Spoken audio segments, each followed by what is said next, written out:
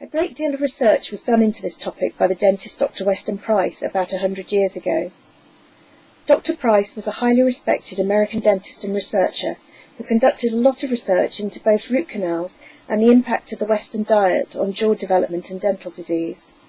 He founded what was later to become the research section of the American Dental Association and served as its chair for 14 years from 1914. He conducted thousands of experiments over a period of 25 years on over 5,000 animals and published 220 scientific papers and 4 mighty books, some of which were used as dental reference texts. One set of experiments involved taking a small section of a root-filled tooth that had been extracted from a patient with a known disease and implanting it under the skin of a rabbit. Invariably, the rabbits contracted the same disease as the original owner of the tooth. Not only that, he then implanted the same fragment in another rabbit and another, up to a total of 33 times, and all the rabbits contracted the same disease. So that if the patient had heart disease, the rabbit developed heart disease, and if they had kidney trouble, the rabbit contracted kidney disease. He also repeated these experiments with healthy teeth, and no adverse health effects resulted. We also know that microorganisms can be very specific to particular tissues, as in the case of the herpes simplex virus, which takes up residence in the nerve root which supplies the lips and mouth, and occasionally reactivates, producing cold sores. And so it may be with these bacteria, which gravitate towards particular organs. Most of the bacteria Dr. Price identified were streptococci, but he also found staphylococci, spirochetes, and fungi. He found that 90% of the patient's acute diseases were caused by mutated streptococci, and that 2/3 of the time they belonged to the Faecalis family, which certainly could account for why so many necrotic or root-filled teeth smell so bad when opened up or extracted, and for why they tend to go brown over the decades.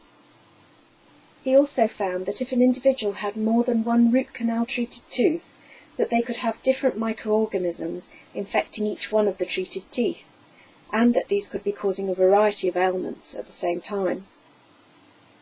Dr. Price also cultured the microorganisms he isolated from the root canal filled teeth and injected this broth, and also centrifuged the mixture to separate out the bacteria and injected just the fluid produced. What he found was that while the mixture of bacteria and their toxins induced weight loss, disease and death in the experimental animals, when the toxins were injected without the bacteria, that these produced even more profoundly fatal results. From this he concluded that it was the toxins rather than the bacteria that were producing the disease. He clearly photographed a variety of microorganisms dwelling within the dentinal tubules and showed that the bacteria that were growing inside the tooth could also be found in the periodontal membrane and bone surrounding the tooth. Dr. Price tested over 100 different disinfecting agents and found that none of them penetrated the dentinal tubules.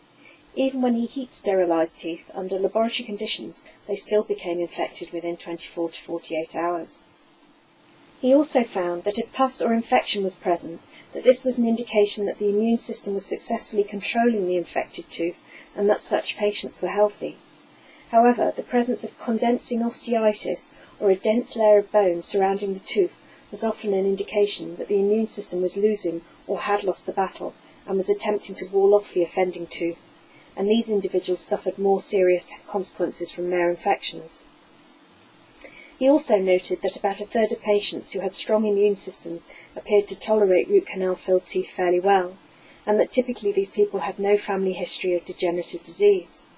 However, even these robust people could succumb to serious illness if exposed to other health challenges, such as an accident, infection, pregnancy, or other stress. Finally, he documented many improvements in the health of both humans and animals after extraction of root-filled teeth. Perhaps unsurprisingly, the implications of Dr. Price's research were not popular within the dental profession, and his painstaking research was disregarded, and some maintain that it was actively covered up by a small number of dentists and physicians and the professional bodies they belonged to. His research has subsequently been confirmed by the dentist Dr. Harold Hawkins and Dr. Melvin Page, and the physician and dentist Dr. Emmanuel Churaskin, but it was only to resurface some 70 years later after inquiry by the retired endodontist Dr. George Meinig. The late Dr. George Meinig was an endodontist for 50 years and was a founder member of the American Association of Endodontics in 1943. After he retired, he discovered Weston Price's research and, full of remorse, wrote the book Root Canal Cover-Up, which was published in 1993. In it, he estimates that 75% of patients suffer chronic and degenerative illnesses due to their root canal-filled teeth. Since then, others such as the dentist Dr. Robert Kulach and the cardiologist Dr. Thomas Levy have taken up the cause with their book The Roots of Disease, and the dentist Dr. Hal Huggins with Root Canal, Saviour or Suicide. Physicians such as the late German oncologist Dr. Joseph Issels stated that in over 40 years of treating terminal cancer patients that 97% had root-filled teeth. Furthermore, he found that he could not achieve a successful outcome until all the root-treated teeth had been extracted. This has been confirmed more recently by Dr. Thomas Rau, who runs the Paracelsus Clinic in Switzerland.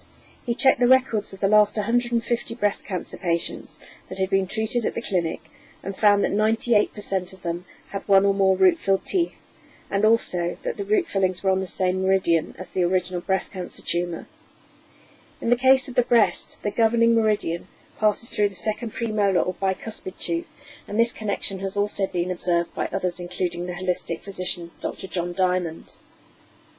Which brings us to another issue that is not yet widely accepted by allopathic medicine and dentistry, and yet it is very real, and that is the existence of energy meridians within the body that animate and regulate different organ systems. Many of these pass through the teeth, and the retention of a dead body part, let alone one which is spewing bacteria and toxins, can have health consequences for the organs associated with the meridian. This is a two-way relationship, so that disease in the organ system governed by the meridian may also have created the dental disease in the tooth in the first place. However, some forward-thinking physicians and biological dentists do acknowledge the importance of meridians, and they have even been photographed using various techniques. Also, a root-filled tooth will always test as being an issue as assessed by electroacupuncture, and there are many instances where extraction of a root-filled tooth alone has been documented to enable resolution of some tumours.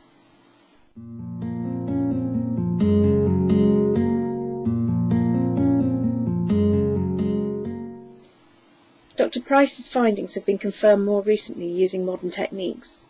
Dr. Boyd Haley, the now retired Professor of Chemistry at the University of Kentucky, has confirmed that 75% of the root-filled teeth he tested contained high levels of toxins. And Dr. Hal Huggins and his team at the Toxic Element Research Foundation have used DNA analysis to identify dozens of different anaerobic bacterial species taken from root canal samples. Each tooth tested to at least 10 and some to over 40 species of bacteria. Dr. Huggins has also documented measurable changes in blood chemistry associated with root treatments, including a 58% increase in lymphocytes in humans and animals, a 33% decrease in polymorphonuclear leukocytes, a form of white blood cell, elevations in blood sugar levels, and some patients and all experimental animals lost weight. Conversely, improvements in blood chemistry have also been associated with the extraction of root-filled teeth, especially in people with autoimmune diseases. It seems that the combination of retention of a dead body part, compounded by the presence of the bacteria the root-filled tooth harbours and their toxins, enhanced by the presence of toxic metals used in dentistry, may be the origin of many mysterious and autoimmune diseases. Also, the old concept of a particular microbe causing a specific disease may not apply, and these syndromes may be caused by an overwhelm of the body's defences by multiple microorganisms and their toxins. There are certainly thousands of documented cases of improvements in health after extraction of root-filled teeth, and possibly many more cases which have gone undocumented. Some holistic dentists are of the opinion that some root canal treated teeth can be tolerated if the immune system of the individual is robust, but others feel that all root-filled teeth should be extracted.